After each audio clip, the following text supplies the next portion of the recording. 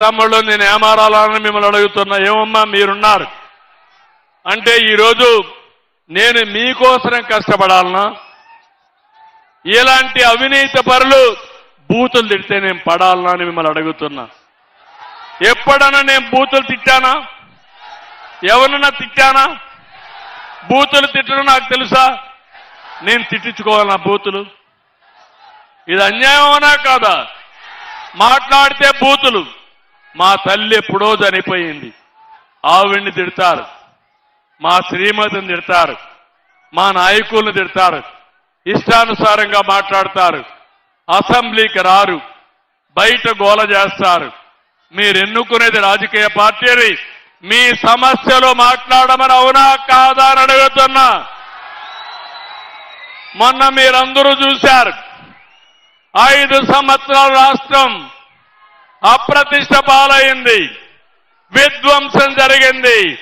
ప్రతి ఒక్కరు ఇంట్లో ఉంటే కూడా భయపడి ఇంట్లో నుంచి బయట రాకుండా భయపడి బతికే పరిస్థితికి వచ్చారు. అవునా కాదా? భయపడ్డారా లేదా? మీరు తప్పు చేయలేదు, కానీ ఎవడొస్తాడో ఏం చేస్తాడో, ఒకడు గంజాయి తాగుతాడు, ఒకడు భూములు కబ్జా అంటాడు, పోలీసులు రారు.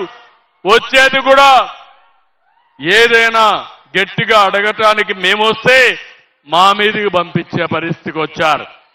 ఇప్పుడు అంటారు మాకు అసెంబ్లీలో ప్రతిపక్ష హోదా ఇవ్వాలని.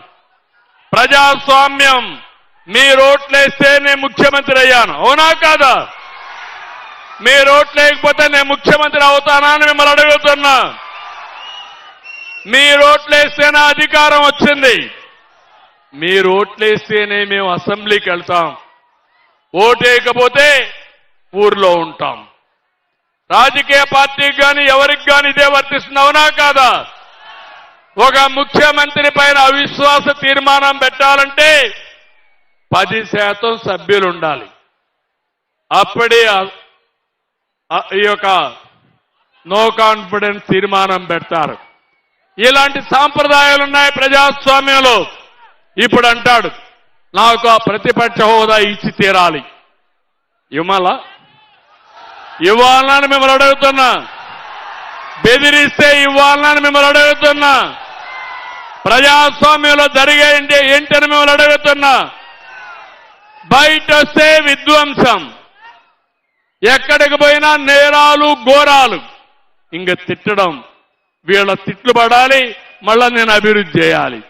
అందుకే నేను ఒకటే ఆలోచించాను, ఎవరు తిట్టినా నేను లెక్క పెట్టుకోను. నేను బతికేది మీకోసరం, నేను పనిచేసేది ఈ రాష్ట్రం కోసరం. అనునిత్యం రోజుకి 16-18 గంటల పనిచేస్తున్నానంటే నా రాష్ట్రం బాగుండాలి, నా ప్రజల జీవన ప్రమాణాలు బాగుండాలి, మీ పిల్లల భవిష్యత్తు బంగారు భవిష్యత్తు కావాలి. తాత్కాలికంగా మీకు సమస్యలు లేకుండా శాశ్వతంగా మీరు కూడా అన్ని విధాల జీవన ప్రమాణాలు పెంచి ఒక పద్ధతి ప్రకారం ముందుకు తీసుకుపోవాలనుకుంటున్నారు. ఈరోజు తలసరి ఆదాయం ప్రతి ఒక్కరికి 3 లక్షల రూపాయలు వస్తుంది. కొంతమందికి 1 లక్ష రాదు, కొంతమందికి 20-30 వేలు కూడా రావు. అందుకే నేను ఆలోచిస్తున్నాను, రేపు 2047కి స్వర్ణాంధ్రప్రదేశ్ కింద ఇప్పుడుండే 3 లక్షలు